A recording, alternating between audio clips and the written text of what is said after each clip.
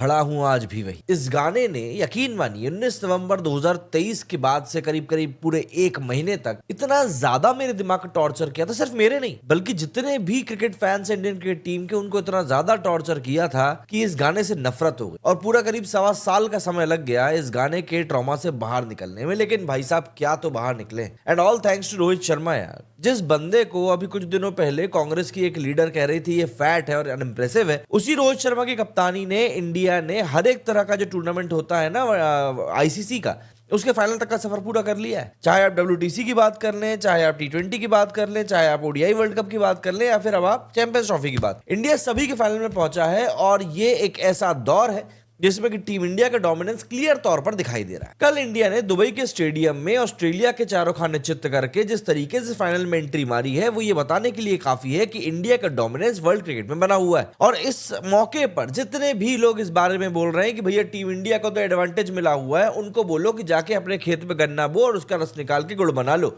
क्योंकि जितना मतलब मेरी इस बात का नहीं था, उतना ही मतलब उनकी भी अनफेयर एडवांटेज वाली बात का नहीं है। अगर इतना ही गूदा था तुम्हारे पिछवाड़े में तो भैया करा देते, फिर शारजा में मैच करा देते, फिर अबुधाबी में मैच क्यों नहीं कराया भाई? एक फिक्सचर तो पहले से ही बता दिया गया था ना, तो फिर इतना रोना किस बात का? तो इसलिए इस बात को पूरी तरीके से दरकिनार कर देना चाहिए, क्योंकि हमारे पास में अब 11 ऐसे खिलाड़ी हैं जो कि मौके पर खड़े होकर कहते हैं कि भैया मैं हीरो बनूंगा आज। देखिए, जब आप किसी बड़े टूर्नामेंट के फाइनल तक पहुंचते हो ना, तो आप वो किसी एक खिलाड़ी के दम पर नहीं पहुंच सकते। मैं जानता हूं यहाँ पर विराट कोहली के फैंस कहेंगे नहीं यार, विराट ने तो काफी कुछ कंट्रीब्यूट किया था। बिल्कुल किया विराट ने कंट्रीब्यूट, बट विराट के साथ दूसरे एंड पे खड़े होने वाले भी तो काफी अच्छे अच्छे बैट्समैन थे। चाहे आप शुरुआत में रोहित शर्मा की बात कर लो, फिर श्रेयस अय्यर की बात करो, फिर केएल राहुल, फिर अक्षर पटेल, आप किसी की भी बात कर लो। इन सब बैट्समैन के साथ में जिस तरीके से विराट कोहली ने बड़ी बड़ी पार्टनरशिप्स करी हैं, छोटी पार्टनरशिप्स करी, उन सभी ने कहीं ना कहीं मिलकर एक कलेक्टिव एफर्ट दिया कि हम लोग आज यहां पर फाइनल पे पहुंच पाए। अब चाहे न्यूजीलैंड से मैच हो, चाहे साउथ अफ्रीका से मैच हो, दोनों की दोनों चौकस टीम है, हम जीत जाएंगे, हमें इस बात का पूरा भरोसा है। लेकिन यहां पर एक चीज जो मेक श्योर हुई है वो ये कि पहले पाकिस्तान चैंपियंस ट्रॉफी से बाहर हुआ और अब चैंपियंस ट्रॉफी पूरी तरीके से पाकिस्तान से बाहर हो चुकी है। आप एक बार सोच कर देखिए कि आप एक होस्ट नेशन है, लेकिन आपके देश में उस टूर्नामेंट का फाइनल नहीं हो पा रहा है, और इस बात को डिसाइड कौन कर रहा है? आपके आर्च राइवल्स इंडिया। एक्चुअली में पाकिस्तान को चुल्लू भर पानी को ढूंढ लेना चाहिए अगर उनके देश में पानी बचा है तो, और उसमें डुबकी मार लेना चाहिए, क्योंकि मुंह दिखाने लायक इन लोगों का बचा नहीं है। पहले तो तुम तुम्हारे देश में 1200 करोड़ रुपए खर्च करके सिर्फ 3 स्टेडियम्स को रिनोवेट कराते हो, क्योंकि तुम्हारे देश में इतना इंफ्रास्ट्रक्चर ही नहीं है कि तुम बड़े टूर्नामेंट के लिए 3 से ज्यादा स्टेडियम बना सको। मतलब इससे ज्यादा स्टेडियम्स तो अभी ये लोग जब न्यूजीलैंड के टूर पर जाएंगे ना, वहां पर ये लोग मैचेस खेल लेंगे, जबकि बायलैटरल सीरीज है। और उन सब के बाद में भी ये अपने देश में मात्र एक मैच खेल पाते हैं ढंग से। दूसरा मैच खेलने के लिए दुबई जाते हैं, जहां पर इनको मिलता है एल एल एल। अब आप अपना मतलब निकाल लें, क्योंकि विन है या लन है। और उसके बाद जब ये वापस पाकिस्तान पहुंचते हैं तो बारिश से मैच धुल जाता है। तो पाकिस्तान ने बेसिकली इस टूर्नामेंट को होस्ट करने में सिर्फ एक फॉर्मेलिटी भर का काम किया है और कुछ भी नहीं। बाकी टाइम पर ये लोग सिर्फ अपने होटलों में खिलाड़ियों को रुकवाते रहे और उनका चाय पानी का इंतजाम कराते रहे। बाबर आजम और रिजवान को तो अब टी20 से ही बाहर निकाल दिया गया, तो उसकी तो बात ही खत्म कर दीजिए। लेकिन भाई साहब, जो बदला इंडिया ने ऑस्ट्रेलिया से लिया है वो बदला बहुत सुंदर है, वो बदला बहुत प्यारा है, और ये बदला आने वाले समय में बहुत सुकून दिला। यकीन मानिए, भारत के जो आदमी हैं वो इस समय इतने खुश हैं कि आप उनके गाल पे जाकर तमाचा भी मारेंगे ना, तो वो आपको बोलेंगे भाई चाय पियोगे क्या? सीरियसली, क्रिकेट हमारे देश के मर्दों को इतनी ज्यादा खुशी देता है कि इस समय जो स्टॉक मार्केट लगातार नीचे की तरफ जा रहा है ना, कुछ समय के लिए हम लोग तो उस स्टॉक मार्केट को भी भूल गए कि यार यहाँ पर ठीक है, थोड़ा बहुत नीचे जा रहा है, चलेगा। लेकिन वो कोहली ने इंडिया को फाइनल में पहुंचा दिया। कोहली यार, मतलब क्या प्लेयर है ये बंदा।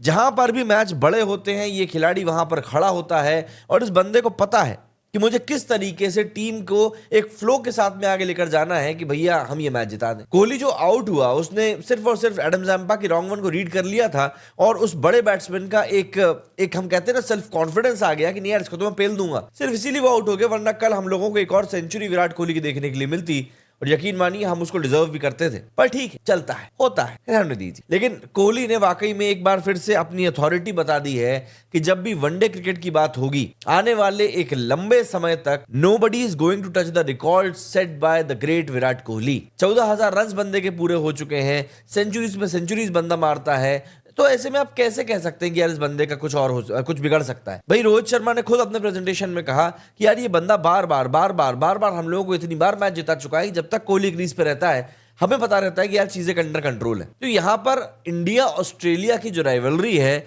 उसको लेकर भी एक पॉइंट ये निकल कर सामने आ गया कि चाहे आप कितना ही इंडिया पाकिस्तान की बात कर लें, चाहे आप कितना ही पैसा इंडिया पाकिस्तान से पीट लें, पर वो मैचेस जो होते हैं वो एक तरफा होते हैं। और अगर आपको ग्रेट क्वालिटी ऑफ क्रिकेट देखना है, दो ऐसे नेशंस के बीच में जो एक दूसरे को ना सिर्फ अप्रिशिएट करते हैं बल्कि राइवलरी में भी ओवर द टॉप जाते हैं, तो वो है इंडिया और ऑस्ट्रेलिया। ये दो टीमें जब भी आमने सामने आती हैं, ये आपको चैलेंज करने से पीछे नहीं हटेंगी। अगर हम ऑस्ट्रेलिया की बात करें तो ये ऑस्ट्रेलिया की फुल फ्लेज टीम नहीं थी। उनका जो रेगुलर कैप्टन है पैट कमिंस, वही टीम में नहीं था, तो आप उसको रेगुलर टीम बोल कैसे सकते हो। बट उसके बावजूद भी उन्होंने मेक श्योर किया कि इंडिया के हाथ में ये जीत हम लोग परोस कर नहीं देंगे। इंडिया को जीत के लिए मेहनत करनी पड़ेगी और हम लोग आखिरी दम तक लड़ेंगे। एंड ऑस्ट्रेलिया ने एक बार फिर बताया है कि आखिर क्यों जब भी आईसीसी नॉकआउट्स की बारी आती है तो Australia is the best team you can ever play against. Australia जिस तरीके से अपनी टीम के माइंडसेट को लेकर चलती है ना, वो काफी ज्यादा मुझे पसंद है। एंड कहीं ना कहीं उन प्लेयर्स का जो एटीट्यूड है वही फील्ड पर भी दिखाई देता है। लेकिन हमारी टीम भी किसी से कम नहीं है भैया। चाहे आप बॉलिंग की बात कर लीजिए, चाहे आप बैटिंग की बात कर लीजिए। मैं जिस फेस ऑफ के लिए सबसे ज्यादा इंतजार कर रहा था वो था Varun Chakravarthy versus Travis Head. Travis Head की किस्मत अच्छी थी जो कि पहली ही बॉल पर बंदे का कैच छूट गया, वरना जो एक 35-40 रन बना दिए ना उसने, कल उतने भी नहीं बना पाता। वरुण चक्रवर्ती एक मिस्ट्री स्पिनर है जिसकी बॉल अच्छे अच्छे बल्लम नहीं पड़ पा रहे हैं। उसकी बॉल पर ये बंदा पहली बॉल पर शॉट मारने के लिए जाता है और आउट हो जाता है। यही होता है जब आप अपने मद में चूर रहते हो। ट्रेविस हेड के साथ कहीं ना कहीं वही हुआ है। ट्रेविस हेड ने मौकों पर भारतीयों को चोट देने का काम किया, चाहे वो WTC का फाइनल हो, चाहे वो ODI वर्ल्ड कप हो, कहीं पर भी हो, ट्रेविस हेड ने भारत को चोट हमेशा दी है। और यहां पर वही एक चीज ऑस्ट्रेलिया अफोर्ड नहीं कर पाया। ऑस्ट्रेलिया को चाहिए था कि ऊपर से एक बैट्समैन तगड़ा खेल जाए, लेकिन वो कोई खेल कर गया नहीं। एंड इवेंचुअली जो स्मिथ ने मैच के पहले कहा था कि हमारा जो मिडिल ऑर्डर है वही डिसाइड करेगा कि ये मैच हम लोग जीतने वाले हैं नहीं। जिस टीम का मिडिल ऑर्डर सही तरीके से खेल गया वो टीम मैच जीत गई। और हमने देख लिया कि इंडिया के मिडिल ऑर्डर जो है वो श्रेयस अय्यर और कोहली के हाथ में है। वहां से बचना तो देखिए मतलब किसी भी टीम के लिए मुश्किल हो। अब अगर बात करें फाइनल की, तो या तो इंडिया का मुकाबला न्यूजीलैंड से होगा या फिर इंडिया का मुकाबला साउथ अफ्रीका से। अब अगर हम न्यूजीलैंड की बात करें तो देखिए न्यूजीलैंड वाले जो है वो स्पिन को बहुत अच्छी तरीके से खेलते हैं, ये बात सही है। बट हमें ये भी बात याद रखनी पड़ेगी कि न्यूजीलैंड जो है वो चोक करने में भी माहिर है। ये लोग प्रेशर नहीं झेल पाते है। न्यूजीलैंड एक अच्छी टीम है टूर्नामेंट की, लेकिन हम ऑलरेडी अब उनको एक बार हरा चुके हैं। प्लस अब इंडिया जानती है कि न्यूजीलैंड के अगेंस्ट खेलना कैसे। दूसरी बात करें साउथ अफ्रीका की, तो जब साउथ अफ्रीका की बारी आएगी तब तो आप ये देखिए कि यार उन लोगों को तो स्पिन बिल्कुल भी खेलनी नहीं आती। वो स्पिन के सामने तो वैसे भी बल्ला ऐसे ऐसे करते रह जाते। और दूसरी बात, साउथ अफ्रीका भी कोई कम चोकर्स नहीं। अभी लास्ट ईयर ही हम लोगों ने उनको T20 वर्ल्ड कप का फाइनल हराया है, और वो भी तब जबकि साउथ अफ्रीका जीतने की पूरी कंडीशन में था। वहां से फिर बुमराह और पांड्या ने पूरे ओवर निकाल। तो इंडिया के सामने चाहे न्यूजीलैंड आ जाए चाहे साउथ अफ्रीका आ जाए, दोनों टीमों के सामने इंडिया का ही पलड़ा भारी रहेगा।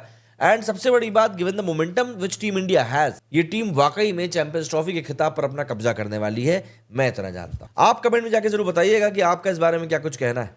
मेरे इस वीडियो में फिलहाल इतना ही। जय हिंद, जय भारत।